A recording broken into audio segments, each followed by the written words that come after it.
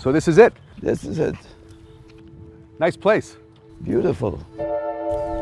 Herb Carliner still remembers the first time he saw South Beach. I promised myself I was 12 years old that when I gonna make it, I come back here and live here.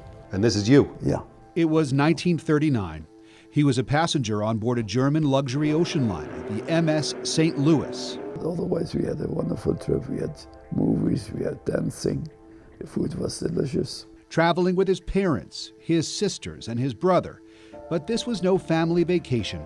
This was an escape. The St. Louis was carrying 937 Jewish refugees, fleeing the Third Reich. Hitler's government was forcing Jews out of Germany. The Carliners scraped the money together to buy tickets, they thought, to Cuba. So you go to Cuba, what happens? With Cuba, it was beautiful. We had all our suitcases ready to in front of the door. And then all of a sudden, the Cuban police came on the ship and says, we have to check all the papers. But the Cubans kept increasing their demands. They wanted more documents, more money. After 8 days, we had to move out from Cuba. And the captain said they're going to go to the Strait of Florida. Steering the St. Louis towards Port Miami, the ship got close enough for Herb, using his dad's binoculars, to see the coast. I saw sand here, I saw a few palm trees, and then the wall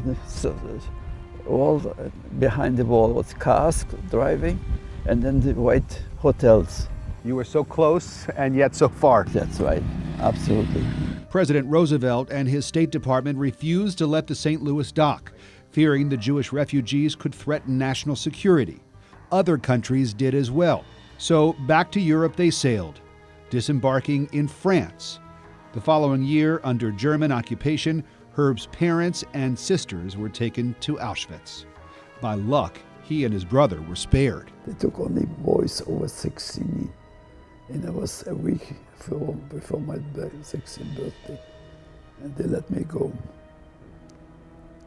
All my other friends from the children's home who were over 16, they were all taken. Not one came back. Neither did his parents nor sisters. You still think about them? Yeah. I'm so sorry for your loss. So am I. Miami. He finally got here, almost a decade after he first saw its shores. He fought for his new country in the Korean War, and afterwards worked as an assistant pastry chef at the Fontainebleau Hotel. Eventually, he'd owned 3 bakeries of his own.